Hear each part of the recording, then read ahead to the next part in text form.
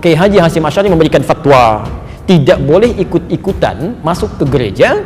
Bahkan beliau menghukumi siapa yang ikut ke sana mizayyim, bahkan sekedar mengenakan simbol-simbol, pakai topi dan sebagainya, fahuwa kafir, maka ikut dalam kekafiran mereka.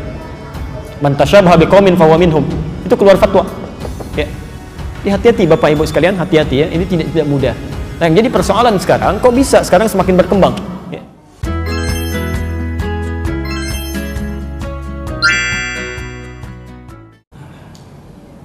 Bagaimana hukumnya bila seorang laki-laki menikahi Nasrani? Maksudnya perempuan non-muslim, apakah perkawinannya sah? Apakah dia melakukan hubungan tidak atau berzina? Baik. Bagaimana dengan Nabi Nuh, Nabi Lut dan Asiyah, istrinya Fir'aun? Baik. Mari kita lihat, ini pertanyaan bagus sekali dan dikomparasikan dengan kisah yang berbeda dan kias yang berbeda. Pertama, larangan menikah beda agama itu jelas sekali. Quran surah kedua Al-Baqarah ayat 221, posisi paling kanan sebelah atas. Quran surah kedua Al-Baqarah ayat 221. Oke, wala tankihul musyrikati hatta yu'min wala amatun mu'minatun khairum min musyrikati walau a'jabatkum. Wala tunkihul musyrikina hatta yu'minu wala 'abdun mu'minun khairum min musyriki walau a'jabakum. Ulaika yad'una ila an-nar. Ulaika yad'una ila an-nar. Allahu Akbar. Wala tankihul musyrikat, jelas, dan jangan pernah nikahi perempuan yang musyrik. Jadi enggak boleh laki-laki muslim menikah dengan perempuan yang musyrik, itu enggak boleh, haram hukumnya. Laknya nahyi di situ. Ya. Bapak Ibu sekalian, mana yang musyrik itu apa musyrik? Menyekutukan Allah kan? Ya, menyekutukan Allah. Ya, bagaimana dengan orang yang mengatakan Tuhan itu ada bapaknya, ada anaknya, kan? Tuhan itu tiga, Tuhan itu bersyirikat. Itu yang paling musyrik luar biasa.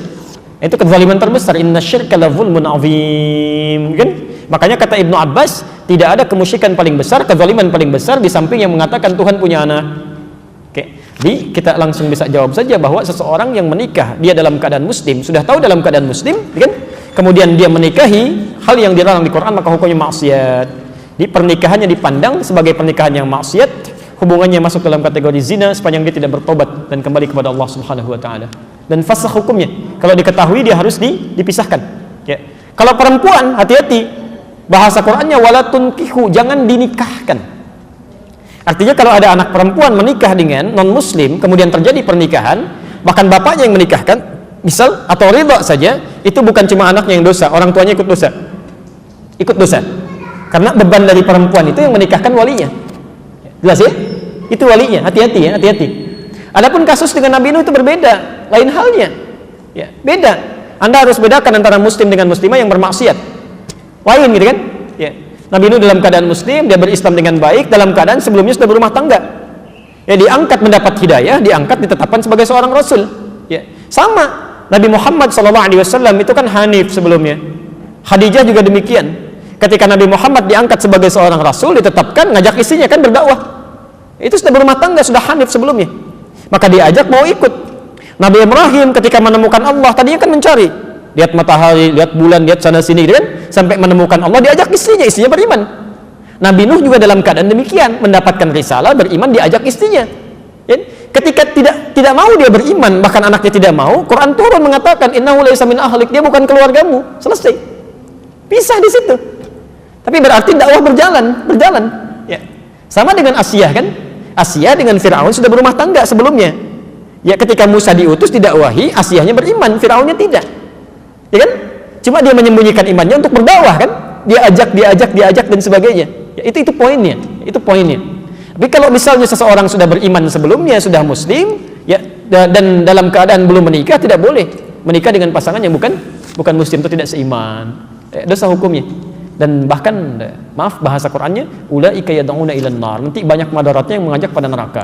Hubungannya sudah salah, pandangannya sudah keliru, semuanya zina aja, ya, haram gitu kan, dan sebagainya, dan segala perangkat kehidupannya akan kacau, nggak akan enak tuh, nggak akan enak ya. Tidak ada kemunafikan terbesar kecuali di satu tempat, mohon maaf ya, satu tempat ibadah pada Tuhan yang berbeda, tapi sama-sama saling mengingkari, ya kan? Kita toleransi aja, nggak apa-apa, kamu ibadah di sini, saya di sini, kamu kamar sini, saya kamar sini. Tapi ketika berdoa di sini mengingkari, ya, yang itu nggak benar, ini yang benar. Dia mengatakan itu nggak benar, ini yang benar. Nggak akan maslahat kehidupannya. Ya. Makanya kata Buya Hamka dulu, sesungguhnya orang-orang, maaf, yang terjebak dengan kemunafikan tingkat tinggi, yaitu orang yang hadir pada ibadah agama umat lain. Itu hipokrit paling tinggi kata beliau. Karena dia datang pada satu acara, hatinya mengingkari. Kok bisa hati orang mengingkari datang pada satu tempat yang ada? Ya. Anda diundang ke satu tempat, tapi Anda nggak suka dengan acaranya, segalanya Anda ingkari itu, tapi Anda hadir di situ, kan aneh itu. Ya. Itu paling aneh. Ya. Makanya pendiri Nahdlatul Ulama, Kiai Haji Muhammad Hashim Asy'ari, itu pernah menulis kitab. Beliau punya 19 kitab. Dari 19 kitab ini, kitab keduanya namanya judulnya Risalah Ahlus Sunnah wal Jamaah. Halaman ke-14, paragraf yang pertama, baris 1 sampai dengan 4. Posisi paling kanan sebelah atas. Di kitab ini, itu disebutkan Pak Ibu sekalian. Kalau Anda lihat di halaman ke-9 ya, itu judulnya tentang Faslun Awwalu Dhuhuril Bid'ah fi Ardi Jawa. Pasal yang menerangkan tentang awal munculnya bid'ah di tanah Jawa. Bid'ah yang dimaksudkan bukan bid'ah fikih, bukan, tapi akidah. Jadi aliran sesat. Ya, aliran sesat. Kata beliau, wantisyaruha fi ardi Jawa wal mubtadi'ina fiha, dan penyebarannya di tanah Jawa, di pelosok Jawa, dan orang-orangnya, tokoh-tokohnya. Itu begitu menyebutkan kalimat pertama, kata beliau, adalah penduduk Jawa itu seluruhnya itu Ahlus Sunnah wal Jamaah. Ahlus Sunnah wal Jamaah. Tapi tibalah kemudian di tahun 1330 Hijrah, alfun wa thalathimi'atin wa thalathina hijriyatan. Tiba-tiba entah dari mana masuk paham-paham ke Jawa, merubah keadaan-keadaan Ahlus Sunnah itu. Bahkan ada penyimpangan-penyimpangan. Ya. Halaman 10-nya paragraf kedua baris 1 sampai 3, posisi paling kanan sebelah bawah. Di antara aliran menyimpang itu, ini bukan kalimat saya, tapi saya bacakan kembali dari kalimat kitabnya. Wa minhum rafidhiyuna. Di antara aliran menyimpang itu yang bid'ah itu ada aliran Rafidah. Rafidah itu nama lain dari Syiah. Ya, disebut Rafidah dari kata rafadha, artinya menolak. Karena Syiah itu menolak kekhalifahan Abu Bakar, Umar, Uthman. Ya, mereka katakan Ali yang berhak. Itu disebut oleh Syekh Hasim yang mendirikan Nahdlatul Ulama tanggal 31 Januari 1926. Itu aliran menyimpang. Dulu nggak ada Syiah. Tiba-tiba muncul, kata beliau. Ya sebuna Sayyidina Abu Bakr wa Umar radhiyallahu taala anhuma. Ya, mereka seringkali mencela ya kekhalifahan Abu Bakar dan Umar, semoga Allah meridhai kepada keduanya. Wa yubalighuna Ali bin Abi Thalib wa ahli baitihi. Ya, dan terlalu mengkultuskan Ali dan ahli baitnya. Kita harus menghormati, ya, menyayangi ahli bait dan sebagainya, tapi tidak kemudian menjelek-jelekan sahabat yang lain. Ya. Tapi yang menarik di halaman 14, Masya Allah, Anda bisa pastikan, kata beliau, bahkan ditemukan ada orang-orang ya, yang ikut-ikutan ilal kanais, maaf ya, ke gereja. Kanais itu jamak dari kanisah, ke gereja. Jadi tahun 1330 itu sudah ada yang ikut-ikutan ya. Kan Portugis pertama kali yang membawa, Portugal yang pertama kali membawa agama Kristen Katolik ke kita ya, ke Nusantara tahun 1511 lewat Selat Malaka ya. Dia masuk ke wilayah timur membawa 3 misi, gold, glory, and gospel ya. Gold, dia mencari rempah-rempah ya. Emas, dulu disebut dengan emas hijau, jadi ada teh, ada kopi ya. Nanti dikemas kemudian oleh Belanda di kemudian hari. Dia coba tanam kopi di wilayah yang sekarang disebut dengan Pondok Kopi, tapi dia gagal ya. Lalu dia pindah ke daerah ke Pariangan ke daerah Bandung ke sana, dekat sedikit ke Malabar, berhasil di situ sampai ekspor pertamanya itu nomor 2 setelah Yaman. Ya, Yaman punya Arabica saat itu. Kemudian ekspor keduanya sama dengan Yaman, ekspor ketiganya melebihi Yaman. Sampai dia bikin pemancar di situ, disambungkan kemudian ke Paris, ditembuskan ke Belanda. Maka dikenal dengan Paris van Java, Bandung pada saat itu. Nyambung ya. Makanya kalau Anda ke Belanda atau ke Eropa mengatakan I want a cup of Java, I want a cup of Java, itu minta kopi. Blender kopi sampai sekarang ada ya. Sebagian ini diambil dari Pagar Alam yang Palembang ke sana ya. Makanya Anda akan temukan, dan biasanya itu kopinya Robusta, daerah-daerah sana diambil dari sana ya. Itu saya baca ini di kakak kami waktu ke Leiden itu terlihat tentang kopi, kita diskusi bawa ya, sampaikan itu poin-poin yang hadir ke kita. Saya sambungkan dulu. Kenapa nyampe ke kopi? Jadi Portugal bawa itu gold, glory, dia mencari ekspansi, penjajahan, gospel, dia bawa kepercayaan dia, Injil ya. Dia datang kemudian dia sebarkan. Apa yang pertama dilakukan itu bangun tempat ibadah. Dalam bahasa Latin, bahasa Portugis disebut dengan igreja, namanya igreja. Lisan orang kita kan kadang suka menyingkat ya, merubah berdasarkan perjalanan waktu. Igreja menjadi gereja. Di gereja itu bukan bahasa Indonesia, dari bahasa Latin asalnya igreja. Bagaimana cara ibadahnya? Pertama mereka datang ke situ itu 2 hari setelah orang Islam ibadah. Di orang Islam umumnya hari Jumat mereka ke masjid, 2 hari setelah itu mereka berangkat ke gereja. Ya. Nah, cara menyembah orang-orang Katolik nih sampai sekarang itu nggak langsung menyembah Tuhannya, lewat perantara. Jadi kalau mau ditebus dosanya datang kepada Bapa, gitu kan, minta pengakuan dosa dan sebagainya, disebut dengan Santo. Pada saat itu yang disembah Santo Domingo. Jadi ketika berangkat ditanya mau kemana mereka, nyembah Santo Domingo ke gereja, Santo Domingo, Santo Domingo. Lisan orang kita senang menyingkat, Santo Domingo, Domingo, Domingo menjadi Minggu sampai hari ini. Tidak pakai O. Itu disingkat jadi Minggu. Minggu itu nggak ada, Pak. Nggak ada. Itu bukan bahasa Indonesia asli, bukan. Ya, dulu Ahad, semua mengatakan Ahad. Ya, Santo Domingo disingkat jadi Minggu. Orang kita kan senang menyingkat, bahkan kadang jauh ya. Saya kalau sejak di Timur Tengah olahraga, misal kita main bola, itu kalau ada Abdurrahman, orang Arab panggil Abdurrahman, ta'alina wazzi'. Abdurrahman sini oper bagi. Orang kita enggak. Man oper. Ali li dia di. Domingo, minggu. Hadirlah sampai hari ini. Di masa tahun 1330 Hijrah berkembang itu, Kiai Haji Hasyim Asy'ari memberikan fatwa, tidak boleh ikut-ikutan masuk ke gereja. Bahkan beliau menghukumi siapa yang ikut ke sana mengatakan mizayyim, bahkan sekedar mengenakan simbol-simbol, pakai topi dan sebagainya, fahuwa kafir, maka ikut dalam kekafiran mereka. Man tasyabaha biqaumin fahuwa minhum. Itu keluar fatwa. Ya. Hati-hati Bapak Ibu sekalian, hati-hati ya. Ini tidak mudah. Nah, yang jadi persoalan sekarang, kok bisa sekarang semakin berkembang? Ya. Saya nggak bisa memahami itu. Mohon maaf, saya tidak bisa memahami sampai hari ini. Kok bisa adzan berkumandang di tempat ibadah orang lain? Buka puasa di tempat ibadah orang lain, ngapain? Pantasan orang-orang singgah di masjid habis, ininya habis, dibawa ke tempat ibadah agama lain. Kan selawatan di tempat ibadah agama lain, kan kacau situasi seperti itu. Ya. Itu nggak tepat ya, itu tidak tepat. Jadi maksud saya, tolong jangan sekali-kali dikiaskan sesuatu dengan hal yang berbeda, itu salah. Ya, al-qiyas ma'al fariq batil. Menganalogikan sesuatu dengan yang tidak tempat itu hukumnya gugur. Jadi jangan sampai dikiaskan menikah dengan laki-laki atau perempuan non-muslim, dikiaskan dengan kisah Nabi Nuh atau kisah dengan Asyah dengan Fir'aun, itu kias yang berbeda, dua hal yang salah. Dan sekarang kita dihadapkan pada permainan seperti ini, permainan kata-kata seperti ini. Jadi ada dalam ilmu logika perbandingan yang fatal akibatnya, salah premisnya, keliru kesimpulannya. Ya, coba pilih mana dalam konteks pemilihan, orang Islam pemimpin muslim yang koruptor atau non-muslim yang jujur, pilih mana?